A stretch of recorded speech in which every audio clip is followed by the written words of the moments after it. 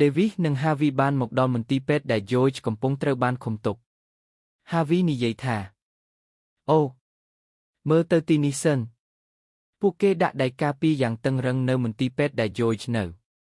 ពិតជាធ្វើឲ្យខ្ញុំភ្ញាក់ផ្អើលមែន Davis ឆ្លើយថាយើងបានឃើញហើយថា George ធ្វើអ្វីដាក់យន្តហោះរបស់យើងមនុស្សគ្រប់គ្នាកំពុងមើលស្រាលសត្វទាំងនេះបន្ទាប់មកពួកគេនិយាយថាQuay Widen ឆ្លាតពេកមិនអាចបង្កើតអាវុធដែលនាងគ្រប់គ្រងមិនបានទេនាងប្រកាសជាមានថ្នាំបន្សាបដែលអាចបញ្ឈប់ការប្រែប្រួលសែនបានបើពួកយើងរកវាឃើញវាអាចជាឱកាសតែមួយគត់ដើម្បីបញ្ឈប់ George និងសត្វចយៈមុនពួកវាបំផ្លាញទីក្រុង Chicago នៅមជ្ឈមណ្ឌលបញ្ជាការយោធាឧត្តមសេនីយ៍បានបញ្ជាឲ្យបើកការវាយប្រហារប៉ុន្តែបន្ទាប់ពីការផ្ទុះយ៉ាងខ្លាំងសត្វយក្សទាំងពីរមិនត្រឹមតែមិនស្លាប់ប៉ុណ្ណោះទេសូម្បីតែទាហានដែលចូលទៅពិនិត្យក៏ត្រូវវាសម្លាប់អស់ផងដែរនៅពេល Davis មកដល់ទីក្រុងគាត់ឃើញថាសត្វយក្សទាំងពីរបានមកដល់មុនហើយកងកម្លាំងសន្តិសុខកំពុងជម្លៀសប្រជាជនយ៉ាងប្រញាប់ប្រញាល់ភ្លាមនោះរថពាសដែកមួយត្រូវបានបោកហោះមកពីខាងមុខពេលគ្រប់គ្នាងាកមើលក៏ឃើញសត្វយក្សទាំងពីរកំពុងវាយបំផ្លាញទីក្រុងយ៉ាងសាហាវមិនទាន់អស់ទេសត្វក្រពើយក្សក៏មកដល់ទៀតយោធាបានបញ្ជូនយន្តហោះចម្បាំងទំនើបបំផុតទៅវាយប្រហារសត្វក្រពើយក្សប៉ុន្តែពេលយន្តហោះហោះឆ្លងកាត់សត្វក្រពើយក្សស្រាប់តែញើបឡើងហើយបើកមាត់ធំសម្ដៅទៅលើយន្តហោះ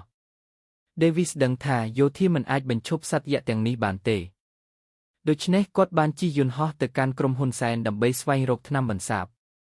ឧត្តមសេនីយ៍គិតថាប្រជាជនភាគច្រើនបានជម្លៀសចេញពីទីក្រុងរួចហើយដូច្នេះគាត់បានសម្រេចបាញ់គ្រាប់បែកដ៏ធំបំផុតរបស់កងទ័ពអាមេរិកគាត់ជឿថាបើទម្លាក់គ្រាប់បែកនេះចូលក្នុងទីក្រុងវានឹងអាចសម្លាប់សត្វយក្សបានប៉ុន្តែពាក់កណ្ដាលទីក្រុងក៏នឹងត្រូវបំផ្លាញដែរ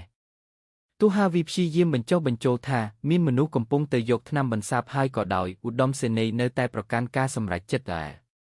ភ្លាមនោះយន្តហោះទម្លាក់គ្រាប់បែកពី Stealth Bomber បានហោះចេញពីមូលដ្ឋានទ័ព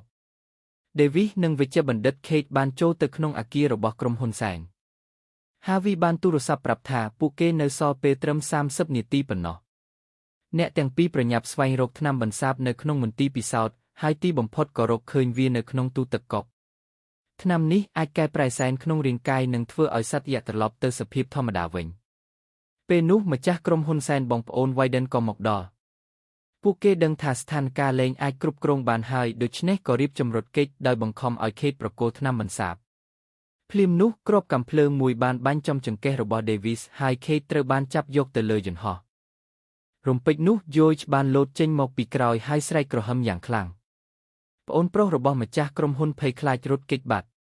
ប៉មបញ្ជូនសញ្ញានៅលើដំបូលអគារបានធ្វើឲ្យ George ឈឺក្បាលយ៉ាងខ្លាំងហើយវាកាន់តែខឹងវាចាប់អ្នកបើកយន្តហោះបោកចោលហើយចាប់ផ្ដើមបំផ្លាញប៉មបញ្ជូនសញ្ញា Davis និង Kate ប្រញាប់លាក់ខ្លួនជាសំណាងល្អគ្រាប់កាំភ្លើងមុននេះមិនបានសម្លាប់ Davis ទេ Kate បានដកថ្នាំបន្សាបមួយដុតចេញពីហោប៉ៅហើយអ្នកទាំងពីរបានបង្កើតផែនការថ្មីឲ្យ George លេបថ្នាំបន្សាបជាមុនរួចប្រើ George ទៅកម្ចាត់សត្វយក្សពីរទៀតប៉ុន្តែបញ្ហាធំបំផុតគឺតើធ្វើដូចម្តេចឲ្យ George ព្រមលេបថ្នាំខណៈពួកគេកំពុងគិតរកវិធី George ក៏រកឃើញពួកគេដោយខ្លួនឯងនៅពេលនោះម្ចាស់ក្រុមហ៊ុនសែនគំរាម Davis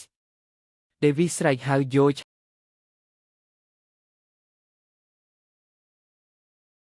ហើយនិយាយថាបើអ្នកចង់ចេញពីទីនេះសូមប្រគល់កាបូបដែលមានកុំព្យូទ័រយួរដៃមកឲ្យខ្ញុំ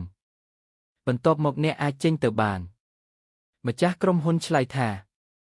រឿងទាំងអស់នេះជាគំនិតរបស់បងស្រីខ្ញុំមិនមែនរបស់ខ្ញុំទេ Davis ស្របថាការចូលរួមក្នុងឧក្រិដ្ឋកម្មក៏ជាបទល្មើសដែរ Davis ដឹងថាច្បាប់តែមួយមុខមិនអាចផ្ដល់យុត្តិធម៌ដល់ជននេះបានទេភ្លាមនោះសត្វក្រពើយក្សបានឡើងមកដល់អគារហើយចាប់ផ្ដើមវាយបំផ្លាញ Davis និង Kate គ្មានពេលរត់ទៀតឡើយដូច្នេះពួកគេប្រញាប់ឡើងឧទ្ធម្ភាគចក្រមួយទោះឧទ្ធម្ភាគចក្រនោះខូចផ្នែកកន្ទុយក៏ដោយក៏វានៅតែអាចហោះបានមួយរយៈនៅពេលអគារដួលរលំពួកគេបានមើលឃើញទិដ្ឋភាពដ៏គួរឲ្យរន្ធត់នៅចំពោះមុខ